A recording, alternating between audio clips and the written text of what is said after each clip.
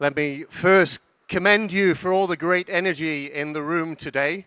It's been full, it's been really busy. All the workshops are really interactive. Thank you so much. I hope you're all getting value out of them. But our next conversation topic is, of course, a very fine balance between being open in collaboration, especially around research and innovation, some very sensitive topics, but at the same time, staying safe. And I certainly have a lot of questions around this, so I'm very interested to hear from Maria Cristina Russo, who's going to take us through this. Big warm applause, please. Thank you, Andrew. Thank you very much. Good afternoon to all of you. Very happy to see many people in this room and many people online.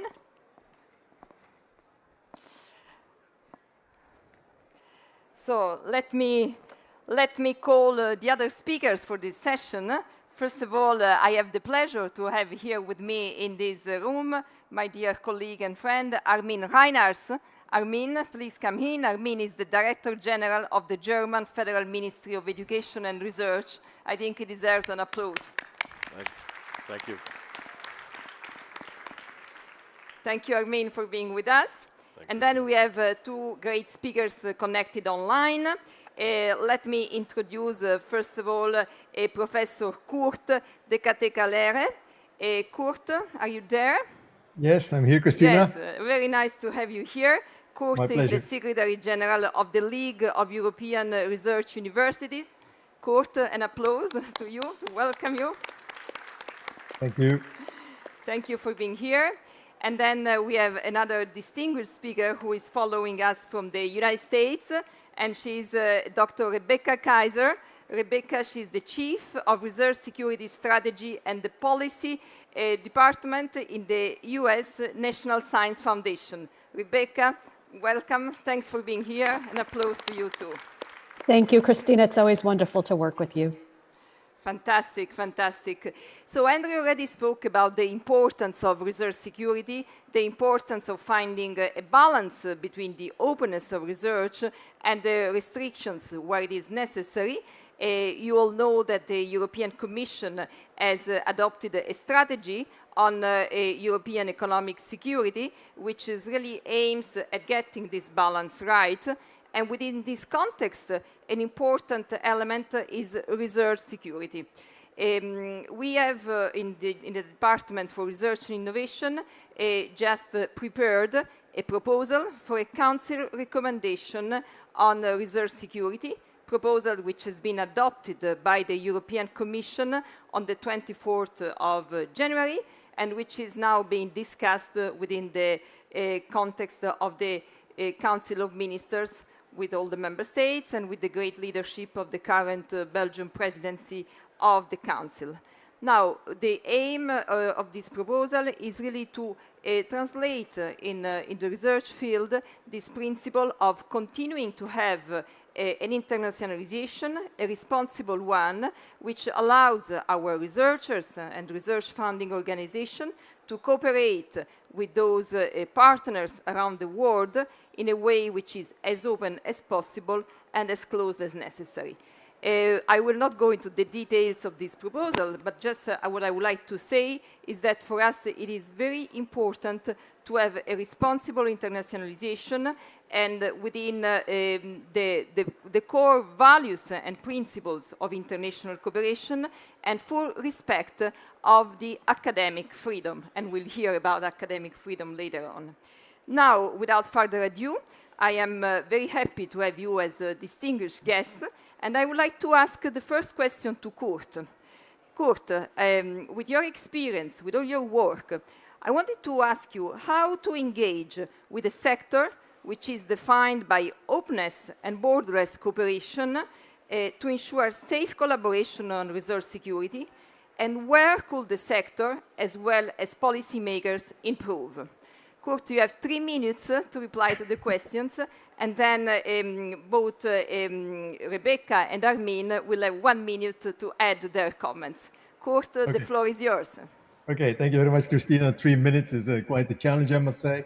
But overall, I think that you, as European Commission, engaged very well with the sector over the past few months in drafting this draft recommendation. I refer to the stakeholder consultation which took place, the call for evidence, which was really very much appreciated, not only by LERU, but I think that I can also speak for the other organizations of research-intensive universities like CESAR, like YERU, like the Guild. I think that we were all very pleased with the way that you tackled this very sensitive topic, consultation, speaking with the sector, what are the worries, and things like that. And you did that already before in 2022 when you developed a toolbox on tackling foreign interference in research and innovation. So across the board, I must say that we are very pleased with how the Commission is tackling this very sensitive and very broad topic with the sector in Europe.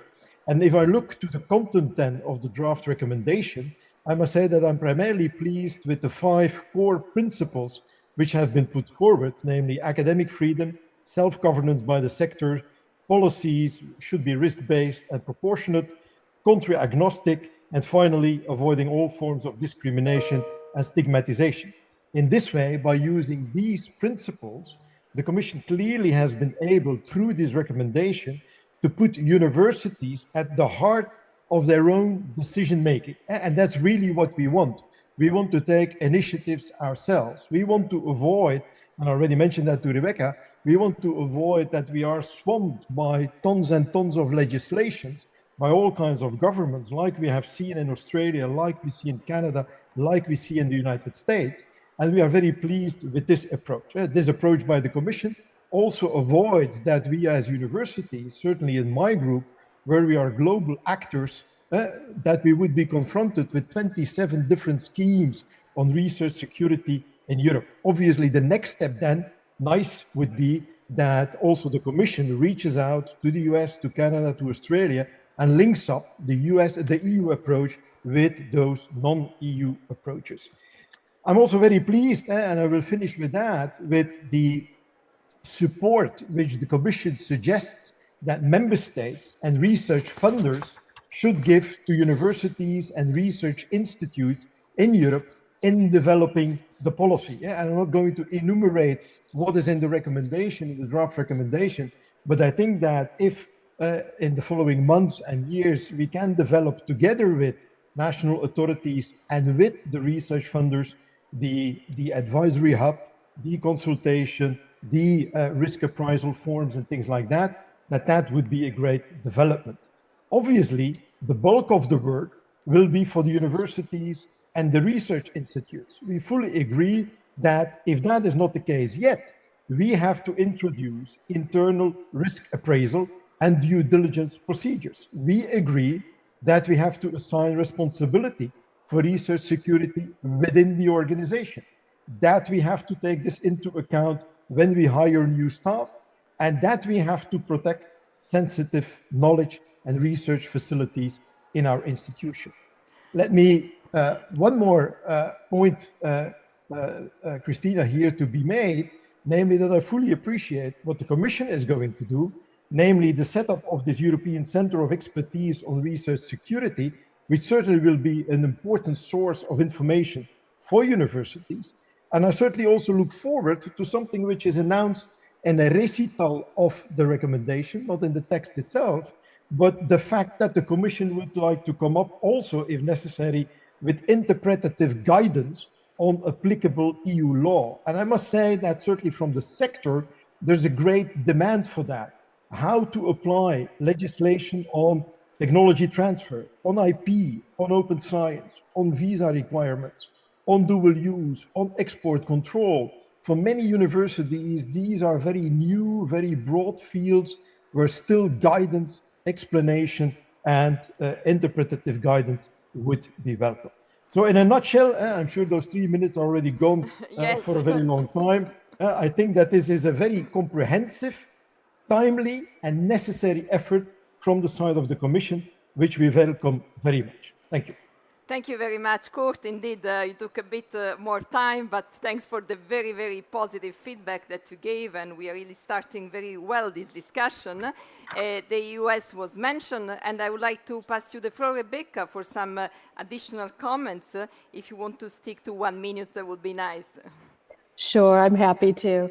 I'm actually very neurotic about time, so I will do that. But let me say that I'm very sorry I can't be there in person. I was in Sweden last week, and thank you very much to my Swedish hosts. We had some wonderful meetings, and I truly appreciate and value working with Christina and your team.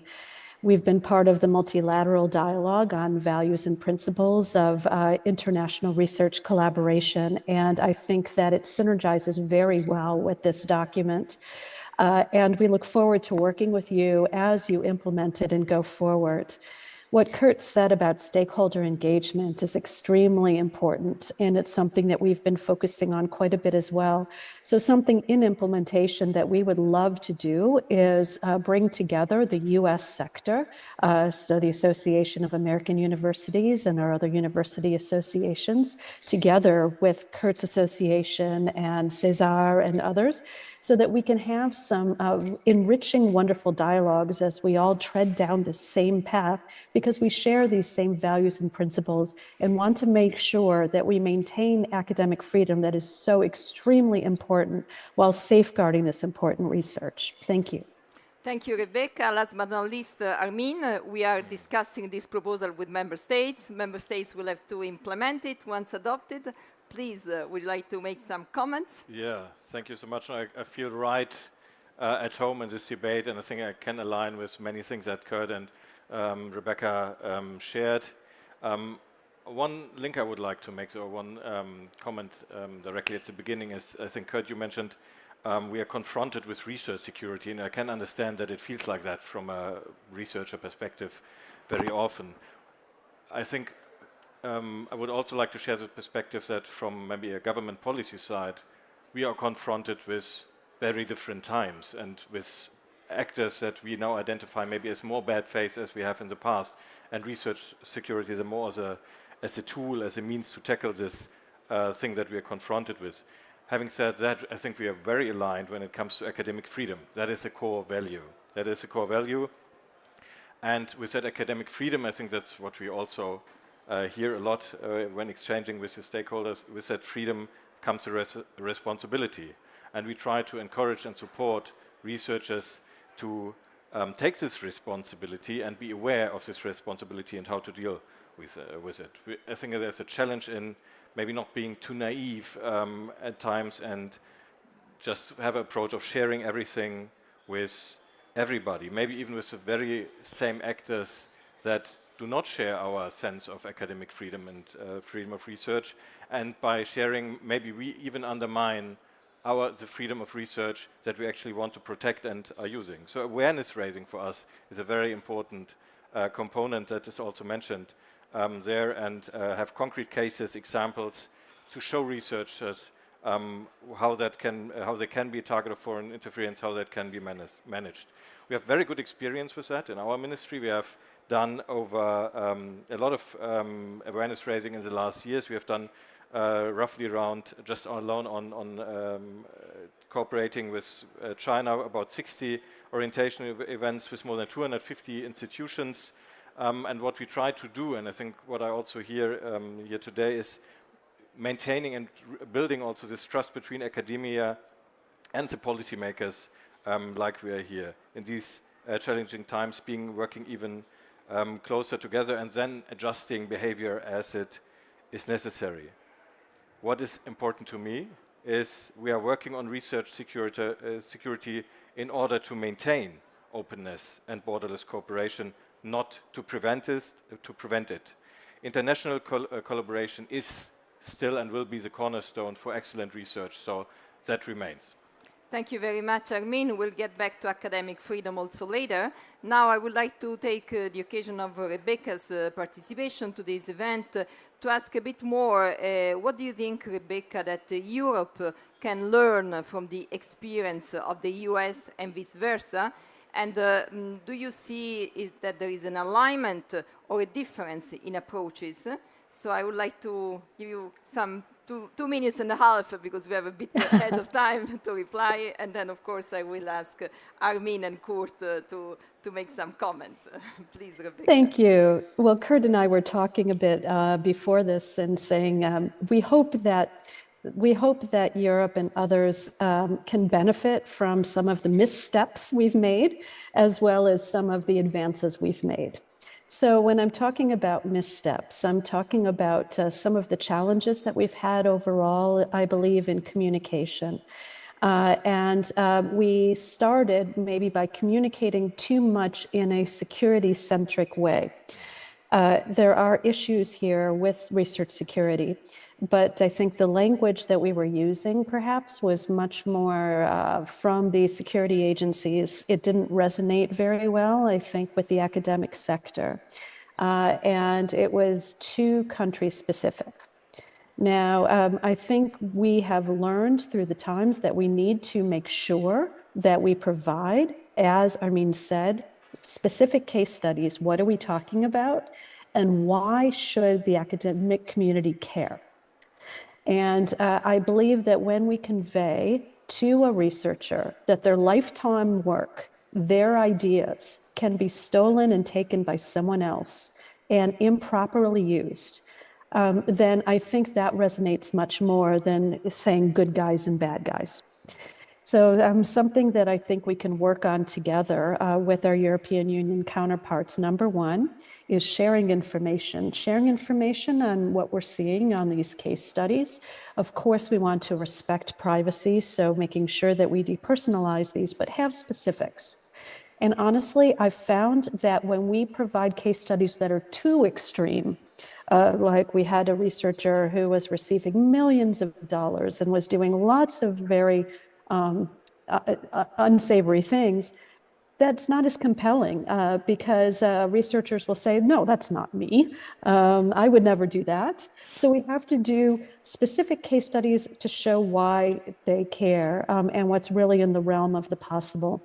The second thing that I would love to work with my European Union counterparts on is we're establishing a center in the US called Secure, which is a center to provide services to the community, information and tools on how to assess international collaborations, make sure that they're in that safe space of being comfortable pursuing the collaboration, as well as information on risks and concerns. And I would love to share that information and set up an information sharing mechanism with the EU in that regard.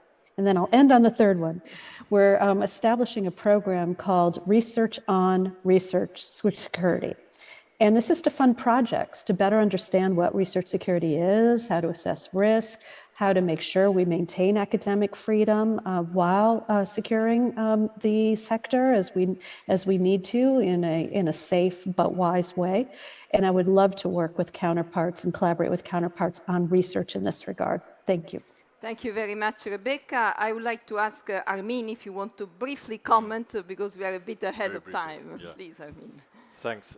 It's great to see Rebecca here because the US has been a very close ally and partner in exchanging experiences when it comes to research security for years already. We have been in close touch and, as Rebecca said, also try to learn from things that we maybe don't want to do in the same way where we learned and then share our experiences also, of course, vice versa. So what we need to learn, and I think where this is very useful, is we need to learn how measures on research security play out in practice. And we expect a lot of unintended consequences, as happens with new policies, and especially focus on this, where we are especially worried about on how do measures of research security actually affect the access of knowledge for our own researchers, because, as I said, we want this international cooperation. Also, do they trigger discrimination of citizens with origin in countries of concern? That's not what we want. We want to set a tool to prevent that. And how is collaboration among European Union researchers and US researchers affected? These are things that we want to especially tackle. We are very thankful that we are in exchange here, and I think it's important to also stay aligned across the Atlantic on this topic, especially now. Thank you very much, Armin. Kurt, I pass you the floor for a brief comment. Yeah. Well, I'm glad that Rebecca is here in this meeting too, because with LERU we exchange on a very regular basis with other associations of research-intensive universities in the US, in Canada, in China, in Australia, in New Zealand. And over the past few years, we have been talking on this issue a lot with the AAU, with the U15 Canada, with the GO8 in Australia. And I must say that 3-4 years ago, we were all thinking within Leru, Jesus, what are they dealing with? This is not an issue here. But very soon we got aware of the fact that this is just a question of time. And so I'm very grateful for what we learned from the AAU, from the U15 Canada, from the GO8. And I think that one of the challenges for the Commission and for the Union in the following months and years is that the 5 ICE countries, of course, are fine-tuning their systems among each other. And it would be great, Christina, if we as a European Union also could link up and make sure that at least we harmonize, align the approaches that we take on these issues with these countries. Because of course, for our own people, our own researchers, our academic staff, which is interacting on a daily basis with colleagues worldwide in those countries also, of course, for them it's very important that they there have an aligned policy. Thank you very much, Kurt. We have 9 minutes remaining, so let's make the best use of them. And Armin, last but not least, I wanted to ask you a question. We have already spoken about academic freedom, which is a fundamental principle. It's also in the German constitution. And if you can tell us a bit more briefly how we can ensure ownership and commitment toward research security from the academic sector, taking into account the academic freedom, and what the national governments can do to support the buy-in. It's a complex question. I will ask you to try to reply as shortly as possible. I'll try. Thank you so much. I think what we see in Europe, I think across the world, but especially in Europe, is that the world is really changing. And in Germany, there was this term coined called Zeitenwende.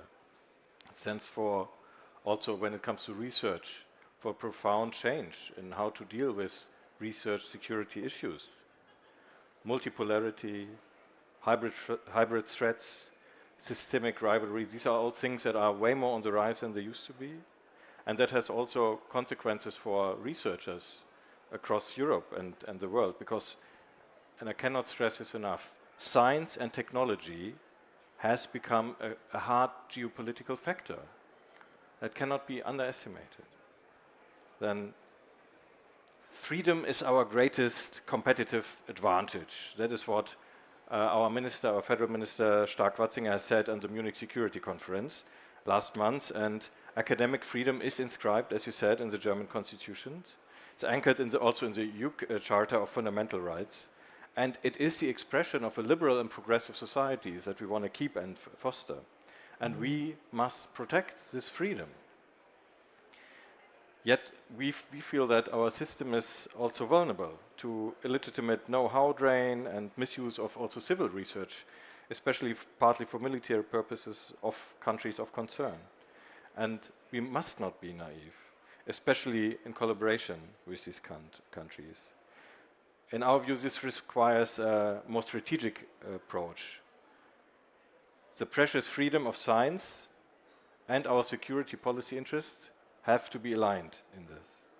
We are developing appropriate answer together with our research, and Kurt has shared, and like we all are in constant exchange there to raise awareness.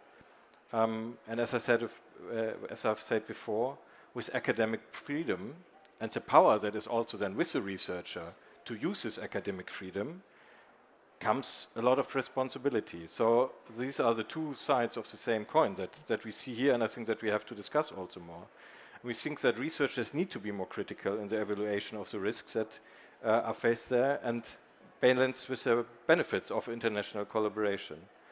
We need answers proportionate to the risk level that is there. And one key idea that we have in Germany, and I think that's also reflected in many exchanges I have with other countries and with the US, is to have it on a self-regulatory level, and that it's up to the researchers first to find the right measures and in this field. So there are guidelines, there's self-regulation, and that is the first step before any additional bureaucracy and regulation should come. just one last word on the role of the government, because I know that researchers are also asking for that or are concerned about that. I think what governments need to do, what we as governments need to do, is we need to provide a strategic framework. And in Germany, we have a new national security strategy, we have a China strategy, and we coordinate our research policy with the European Union, with member states, and also with like-minded states around the world. We inform and advise, and we stay close in exchange with researchers, and also our researchers, organizations. We facilitate this exchange with actors also from security agencies, and we see very much our responsibility as government also as the responsibility to coordinate, to steer and guide if necessary, to assure the proper balance between what you called as open as possible, as closed as necessary. And one last, maybe a bit personal comment, and this is, I recently watched the movie Oppenheimer. I don't know how many here in the room and online also have watched it and thought it was a great movie. But what I also found was a stark reminder that the role scientists not just have now, but already have, that scientists can give us governments and other governments really the means of death and destruction, if they want, or also wealth, health, and peace. And we can provide, as governments, the best possible ecosystem to make the best possible decision for them. But the decision of individual researchers and their responsibility to us remains crucial in this context. Thank you very much, Armin. Indeed, the responsibility is a key word. I wanted to ask to Kurt and Rebecca if they have a key word that they want to say before we conclude this session. Kurt, please. Well, I fully agree with what Armin said. Universities and their staff have to take their own responsibility and make sure that in a correct way we tackle this issue, so that at the same time, national governments don't feel obliged to come in with additional legislation, with additional rules, with additional red tape and things like that. On the other side, I think that in Europe, we could benefit from a stronger legal protection of academic freedom. This is another discussion within EU research and innovation policy, but I think it links nicely with the topic that we also tackle here. Thank you very much, Kurt. Rebecca, a last word on your side. So our vision is to create a research security culture, and we look forward to working with our European colleagues on that. I just wanted to announce that on Thursday at 3 p.m. Eastern US time, we're going to be releasing another study by the Jason Group, which is a group of scientific experts who do work for the US government in national security. And they're going to be recommending a risk framework where we collaborate together with the community to assess risk while maintaining openness in research. Of course, I'll provide my colleagues with that link, and feel free to distribute that widely. Thank you. Thank you very much, Rebecca. Then a last word from my side.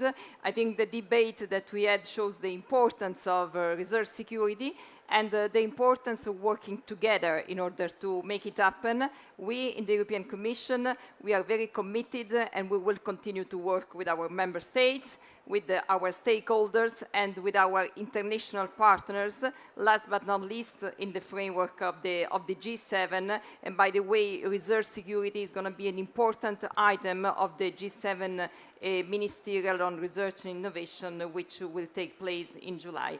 Let me thank the audience. I'm very glad to see this really wide participation, and I wish that you continue a fruitful participation in the R&I days, and will stay tuned on research security. Thank you very much. Thank you. Fantastic job, panel. Christina, well done. Great.